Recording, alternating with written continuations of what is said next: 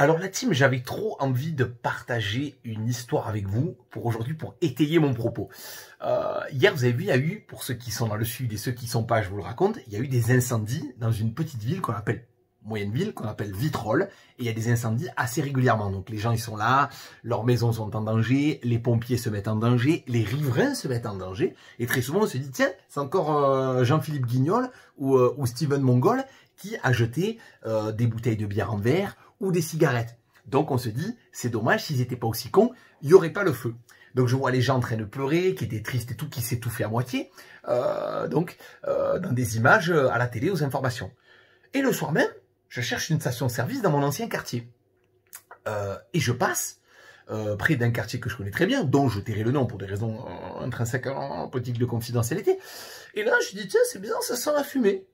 Et ils étaient, tranquillement, donc cheveux longs de Francis Lalanne du ghetto, jogging du Barça, petite chicha, fauteuil de voiture, donc en train de dealer du shit et de faire un feu gigantesque à ça des branches d'un arbre. Je me dis, tiens, c'est bizarre, peut-être si à un moment ils sont bourrés, ils oublient d'éteindre, ça va mettre le feu à tout le quartier.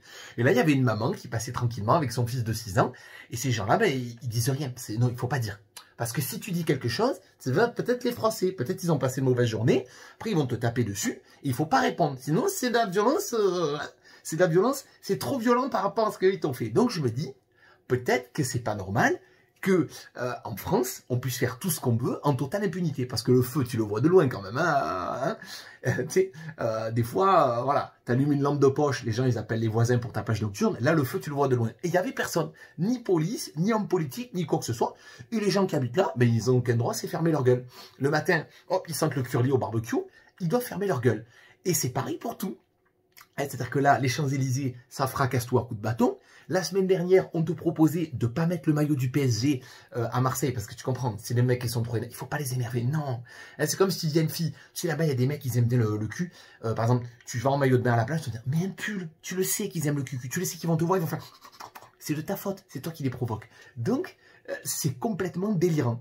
En fait, bientôt, les mecs qui agressent, qui cassent, qui volent, il va falloir leur dire, quand ils vont par exemple, je sais pas moi, violer ta mémé ou racketter ton grand-père, leur dire, ça va les gars, bon, je vous paye un Uber Eats, ça me fait plaisir, ça me fait plaisir. Je sais qu'il faut reprendre des forces entre deux raquettes. Vous voulez pas aussi que je vous paye un Uber pour rentrer à la maison? Puis les flics aussi, on peut leur proposer des pistolets à eau, mais l'eau un petit peu chaude, parce que si elle est froide, c'est la violence policière. Donc je sais pas ce que vous en pensez, expliquez-moi en commentaire, mais je trouve que ce pays part complètement en couille. En fait, aujourd'hui, c'est bizarre, c'est les agresseurs, ils font ce qu'ils veulent, et les agressés, ils doivent se justifier. C'est du délire. C'est incroyable.